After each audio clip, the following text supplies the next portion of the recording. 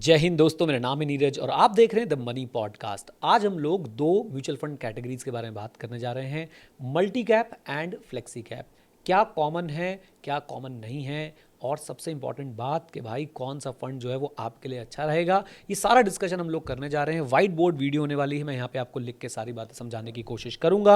अगर आप लोग भी इन दोनों फंड्स के बारे में जानना चाहते हैं, दोनों कैटेगरीज के बारे में जानना चाहते हैं, तो वीडियो को लाइक कर दीजिए जल्दी से। और कॉमेंट बॉक्स में अगर आप लोगों का कोई भी सवाल हो इन दोनों कैटेगरी से रिलेटेड तो आप मुझसे पूछ सकते हैं। राइट, वीडियो को पूरा एंड तक देखिएगा। अगर आपको स्पीड ज़्यादा या कम लगती है तो वो आप लोग जो है वो एडजस्ट कर सकते हैं। चलिए अब जल्दी से शुरू कर देते हैं अपनी आज की ये वीडियो। सबसे पहली चीज आपको समझ लेनी चाहिए कि भाई सेबी का मैंडेट क्या है फ्लेक्सी कैप और मल्टी कैप को लेके। सेबी बोलती है कि भाई अगर आपके पास एक म्यूचुअल फंड है जो फ्लेक्सी कैप कैटेगरी में फॉल करता है तो बस उस पर एक ही रिस्ट्रिक्शन है कि उसने 65% जो है वो इंडियन इक्विटी में इन्वेस्ट करना है, इंडियन इक्विटी के अंदर। राइट, और उसके बाद इसके ऊपर कोई रिस्ट्रिक्शन नहीं है। एक बात मैं आपको बता दूं कि ये इंडियन इक्विटी में large cap, mid cap, small cap किसी में भी जो है वो इन्वेस्ट कर सकता है, यानी किसी तरह की कोई भी रिस्ट्रिक्शन जो है यहाँ पे वो नहीं आने वाली है। यानी लार्ज कैप में कितना मर्जी परसेंट वो इन्वेस्ट कर सकता है, मिड कैप में जो मर्जी परसेंटेज चाहे वो इन्वेस्ट कर सकता है, और इवन स्मॉल कैप में भी जो मर्जी परसेंट चाहे वो फ्लेक्सी कैप फंड इन्वेस्ट कर सकता है। लेकिन मल्टी कैप में ऐसा नहीं है। मल्टी कैप में देयर इज अ रिस्ट्रिक्शन कि मिनिमम 25% लार्ज कैप स्टॉक्स में जाएगा, मिनिमम 25% जो है वो आपका मिड कैप स्टॉक्स में जाएगा, और मिनिमम 25% जो है वो आपका स्मॉल कैप स्टॉक्स में जाएगा विदाउट एनी एक्सेप्शन। यानी आप लोग ये नहीं कर सकते कि भाई आज मेरा मन है कि मैं सारे पैसे लार्ज कैप में लगाना चाहता हूं, ये पॉसिबल नहीं है। इसका एक मतलब है कि अगर स्मॉल कैप बहुत ज़्यादा हाई वैल्यूएशन पे भी चल रहे हैं तो भी मैंडेटरली क्या करना पड़ेगा, एक मल्टी कैप फंड को स्मॉल कैप के अंदर इन्वेस्ट करना पड़ेगा। इनके पास और कोई रास्ता जो है वो नहीं बचेगा। जबकि फ्लेक्सी कैप फंड चाहे तो अपने 100% पैसे अप्रॉक्सीमेटली कहां पे लगा के रख सकता है, लार्ज कैप में लगा के रख सकता है, और जैसे जैसे मार्केट की तबीयत बदले वो मिड कैप में भी अपना परसेंटेज जो है वो 25 से ऊपर, 30 से ऊपर जितना मर्जी ले जाना चाहे वो ले जा सकता है, और ऐसे वो स्मॉल कैप के साथ भी कर सकता है। तो अगर आप मुझसे पूछेंगे कि भाई सबसे ज़्यादा फ्लेक्सिबिलिटी किस में है, तो सबसे ज़्यादा फ्लेक्सिबिलिटी आपको मिलने वाली है फ्लेक्सी कैप कैटेगरी में। बेसिकली आपसे मेरा मतलब है फंड मैनेजर को मिलने वाली है। और जो ट्रू एसेंस होता है इक्विटी इन्वेस्टिंग का, एज पर माय अंडरस्टैंडिंग, वो यही है कि भाई फंड मैनेजर के पास क्लियर जो है वो फ्लेक्सिबिलिटी होनी चाहिए कि वो जब चाहे लार्ज कैप, जब चाहे स्मॉल कैप, जब चाहे मिड कैप में इन्वेस्ट कर पाए, और जितना मर्जी चाहे उतना जो है वो इन्वेस्ट कर पाए। आगे वीडियो में आपको बहुत सारी इंफॉर्मेशन मिलने वाली है। बीच में एक छोटा सा 30 सेकंड का ब्रेक ले रहा हूं और आप लोगों से रिक्वेस्ट करना चाहता हूं कि अगर आप लोग म्यूचुअल फंड सीखना चाहते हैं तो आप लोग हमारी वेबसाइट पर विजिट कर सकते हैं, और वहां पर जाके आपको बहुत सारे जो है वो कोर्सेज देखने को मिलेंगे, जिसमें से सबसे बेस्ट आप लोगों के लिए कौन सा रहेगा वो है mutual fund course and community, जिसमें आपको लाइफ टाइम एक्सेस मिल रहा है, लाइव क्लासेस भी मिल रही हैं, और उन लाइव क्लासेस की रिकॉर्डिंग भी मिल रही है, और आने वाली लाइव क्लासेस और उनकी रिकॉर्डिंग का भी एक्सेस आपको मिल रहा है। प्राइस बहुत ही कम है, लेकिन अभी के लिए एक कोड और चल रहा है गोल्ड 30, जिससे आपको जो है 30% डिस्काउंट अभी भी मिल जाएगा। तो एक बार वेबसाइट जरूर विजिट करें और अपने आपको इस कोर्स के अंदर जरूर एनरोल करा लीजिए। मैं इसका लिंक आपको कमेंट बॉक्स में दे दूंगा। अगर लिंक आपको ना मिले तो आप लोग मुझसे मांग भी सकते हैं, मैं स्पेसिफिकली आपके कमेंट का रिप्लाई कर दूंगा। यहां मैं आपको एक बात और बताना चाहता हूं कि large cap, mid cap, small cap stocks कौन से होते हैं। वैसे तो मुझे आपसे उम्मीद करनी चाहिए कि आपको पता होगा, बट फिर भी मैं बता देता हूं। जो हमारी टॉप 100 कंपनीज होती हैं एज पर दी फ्री फ्लोट मार्केट कैपिटलाइजेशन, वो है लार्ज कैप, और उसके बाद जो हमारी नेक्स्ट 150 कंपनीज आती हैं एज पर दी फ्री फ्लोट मार्केट कैपिटलाइजेशन, वो है स्मॉल कैप, और उसके बाद की जो हमारे पास कंपनीज बचती हैं यानी कि नेक्स्ट 250 कंपनीज, कई लोग उसके बाद हर कंपनी को स्मॉल कैप बोल देते हैं, बट जनरली नेक्स्ट 250 कंपनीज को जो है बुलाया जाता है क्या, स्मॉल कैप। और आपके लिए बता दूं कि इसको आप पॉपुलरली निफ्टी 100 के नाम से, या फिर निफ्टी मिड कैप 150 के नाम से, निफ्टी स्मॉल कैप 250 के नाम से, ये इनके इंडेक्सेस हैं बेसिकली, निफ्टी स्मॉल कैप 250, या फिर आप इनका कलेक्टिव इंडेक्स अगर देखें तो निफ्टी 500 बन जाता है। अच्छा, मैं आपको एक बात और बता दूं, आपके मन में सवाल चल रहा होगा कि बाकी का 25% कहां गया, तो मैं आपको बताना चाहता हूं कि बाकी का 25% अगर आप बात करते हैं तो वो फंड मैनेजर की डिस्क्रिशन होती है। फंड मैनेजर चाहे तो उस 25% को, जो बचा हुआ 25% है, large cap, mid cap, small cap, किसी भी तरह की कंपनीज में जो है वो इन्वेस्ट कर सकता है एज पर हिज डिस्क्रिशन। अब मैं आपको दिखाने जा रहा हूं एक बहुत बड़ा इशू जो मल्टी कैप फंड के साथ आता है लेकिन फ्लेक्सी कैप फंड के साथ नहीं आता है। वो क्या है? फंड साइज की प्रॉब्लम। तो तो जैसे जैसे हमारा फंड जो है वो बड़ा होता जाता है, वो मल्टी कैप फंड के लिए एक प्रॉब्लम जो है वो क्रिएट हो सकती है। कैसे? आप ये सोचिए कि आपका फंड जो है जब 10,000 करोड़ का था, तो मैंडेटरी जो इन्वेस्टमेंट करनी थी स्मॉल कैप में वो कितना करना था? 25% करना ही करना था। यानी कि मोटे मोटे तौर पर मैं आपसे बात कर रहा हूँ, 2500 करोड़ की इन्वेस्टमेंट जो है वो कहाँ पे होनी चाहिए थी? आपकी स्मॉल कैप कंपनीज के अंदर होनी चाहिए थी। अब क्या होगा, जब एक मल्टी कैप फंड बहुत बड़ा हो जाता है तो उसका मैंडेटरी ये जो 25% स्मॉल कैप एलोकेशन है, ये एक सीरियस लिक्विडिटी कंसर्न जो है वो पैदा कर देता है। अब आप ये सोचिए, जब ये फंड 50,000 करोड़ रुपए का हो जाएगा, तब लगभग 12,500 करोड़ रुपए, यस आपने सही सुना, 12,500 करोड़ रुपए जो है वो इन्वेस्ट करने पड़ेंगे। सोचिए, आज ये फंड 50,000 करोड़ का हो गया, अब इनको मैंडेटरी इसका 25% यानी कि 12,500 करोड़ रुपए इन्वेस्ट करने पड़ेंगे। कहां पे इन्वेस्ट करने पड़ेंगे? वो इन्वेस्ट करने पड़ेंगे इनको स्मॉल कैप कंपनीज के अंदर। आप सोचिए कि एक स्मॉल कैप फंड अंदर ही अंदर चल रहा है, यानी कि एक म्यूचुअल फंड के अंदर, एक स्कीम के अंदर अंदर अंदर एक छोटा स्मॉल कैप फंड जो है वो जन्म ले चुका है। और अगर ये फंड 1 लाख करोड़ का हो गया, तो आप ये सोच के देखिए कि इसका 25% होता है 25,000 करोड़ रुपए इन्हें मैंडेटली जो है वो कहाँ पे डिपॉजिट करने पड़ेंगे, या कौन सी कंपनीज में इन्वेस्ट करने पड़ेंगे? स्मॉल कैप कंपनीज के अंदर जो है इन्वेस्ट करने पड़ेंगे, जो कि एक बिल्कुल पेनफुल चीज़ जो है वो हो सकती है।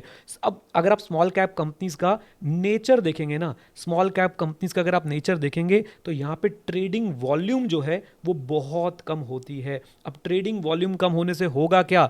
मतलब किसी भी दिन इतने बायर्स और सेलर्स नहीं होते जो मैसिव ट्रांजैक्शन को प्राइस मूव किए बिना एब्जॉर्ब कर सकें। ये आपको समझना पड़ेगा कि अगर किसी स्मॉल कैप कंपनी में बहुत ज़्यादा बाइंग या सेलिंग होगी और वहाँ पे बायर्स और सेलर्स अवेलेबल नहीं होंगे, तो डायरेक्ट इंपैक्ट, डायरेक्ट प्रेशर आपको जो है वो प्राइस पे देखने को मिलेगा। तो इतना सोच लो कि अगर एक फंड जो है 50,000 करोड़ का हो गया, तो 12,500 करोड़ सिर्फ स्मॉल कैप्स में डालने पड़ेंगे। अब मैनेजर के पास ऑप्शन नहीं रहता कि वो अपने बेस्ट स्मॉल कैप आइडियाज चुने। वो क्या करेगा? उसे भाई स्मॉल कैप्स जो है वो मैंडेटरली खरीदने पड़ेंगे, प्रेशर में आके जो है वो खरीदने पड़ेंगे, और रिजल्ट ये होगा कि पोर्टफोलियो में मीडियोकर स्मॉल कैप्स जो है वो आ जाएंगे। अब इस बात से देखिए कि भाई फंड की परफॉर्मेंस पे भी डायरेक्टली जो है वो इंपैक्ट पड़ सकता है। In comparison to flexi cap fund, अगर फ्लेक्सी कैप फंड का एयूएम बढ़ता है, हमारे सामने इसका एग्जांपल भी है, तो वो सिंपली अपने आप को लार्ज कैप और मिड कैप में रख सकते हैं। ऐसा नहीं है कि वो स्मॉल कैप नहीं खरीदेंगे, एक long tail of small cap आपको देखने को मिलेगी, लेकिन वो अपना ज्यादा पैसा जो है वो लार्ज कैप और मिड कैप फंड्स के अंदर, मिड कैप स्टॉक्स के अंदर रख सकते हैं। एंड एक बात मैं आपको बता दूं, ये किसी भी ग्रंथ में, किसी भी किताब में, किसी भी जगह पे ये नोटेड नहीं है कि रिटर्न आप सिर्फ स्मॉल कैप से ही कमा सकते हैं, रिटर्न आप लार्ज कैप से भी कमा सकते हैं। सो मेजर तौर पे आपको मैंने एक डिफरेंस बता दिया अभी तक, इनके टैक्स में क्या डिफरेंस होता है वो भी आपके साथ शेयर करूंगा, और आपका जो ये मल्टी कैप फंड है इसके साथ क्या प्रॉब्लम हो सकती है ये भी मैंने आपके साथ जो है वो शेयर कर दिया है। अब इनके बाकी डिफरेंसेस को समझते हैं, इनको चुनने से पहले आपको क्या करना चाहिए वो समझते हैं, और हम लोग इनका टैक्स का डिफरेंस भी समझने की कोशिश करेंगे। आगे बढ़ने से पहले आपको एक चीज़ बता देता हूं कि भाई, अब आप सोच रहे होंगे इसका मतलब मैं मल्टी कैप में इन्वेस्ट ही ना करूं क्या? देखिए, मुझे ऐसा लगता है कि भाई मल्टी कैप, अभी बहुत बड़े मल्टी कैप्स जो है वो नहीं है, तो जब तक कोई बहुत बड़ा मल्टी कैप नहीं है उसके लिए वो प्रॉब्लमेटिक सिचुएशन नहीं है। और मेरा ये भी मानना है कि अगर मल्टी कैप बहुत बड़े हो जाएंगे, यानी कि उनके एयूएम अगर बहुत बढ़ जाएगा, तो एक समझदार मल्टी कैप फंड मैनेजर या एएमसी क्या करेगी? वो भाई साहब फंड्स एक्सेप्ट करना जो है वो छोड़ देगी, राइट? तो ये बात आपने माइंड में रखनी है कि अगर कोई बहुत बड़ा मल्टी कैप हो गया तो आपको ऐसा घबराना नहीं है। अगर भाई साहब वो एएमसी या फिर वो मैनेजर्स जो उसमें फंड्स नहीं रोक रहे हैं, तो आपके लिए खतरे की घंटी होनी चाहिए, क्योंकि अब वो मीडियोकर स्मॉल कैप्स में जो है वो जानबूझ के उनको इन्वेस्ट करना पड़ेगा। इवन मीडियोकर मिड कैप्स में जो है उनको वो इन्वेस्ट करना पड़ सकता है, राइट? तो अभी के लिए अगर कोई आपको छोटा एयूएम वाला मल्टी कैप फंड समझ आता है, आप समझ कैसे आता है वो भी बात करेंगे, तो आप लोगों को उसके अंदर इन्वेस्ट अगर आप करना चाहते हैं, इस तरह का एक्सपोजर लेना चाहते हैं, तो आप लोग कर सकते हैं। लेकिन बड़े एयूएम वाले मल्टी कैप्स ऑल्दो भी नहीं है, आपको उनको अवॉइड करना चाहिए। अब जो सवाल है वो ये है कि भाई मैं एक अच्छा मल्टी कैप फंड जो है वो चूज़ कैसे करूं? तो एक अच्छा मल्टी कैप फंड आप चूज़ कैसे करेंगे? देखिए, ऑल्दो अगर आप लोग हमारे म्यूचुअल फंड वाले कोर्स में रजिस्टर्ड हैं, तो वहाँ मैं आपको बहुत डिटेल में सिखाता हूँ कि किसी भी कैटेगरी के फंड्स पे आपने जो है रिसर्च कैसे करना है। इवन मैं आप लोगों को एक एक्सेल शीट भी बनाना सिखाता हूँ। तो वो सारे क्राइटेरिया तो है ही, जैसे कि रोलिंग रिटर्न हो गया, आपका स्टैंडर्ड डेविएशन हो गया, आपके कुछ मैंने अच्छे फॉर्मूलाज मैंने खुद के बना रखे हैं, जो सच कोई रेशियो नहीं है, बट मैंने आपको कुछ क्राइटेरियाज बता रखे हैं वहाँ पे, वो आप लगाएंगे ही।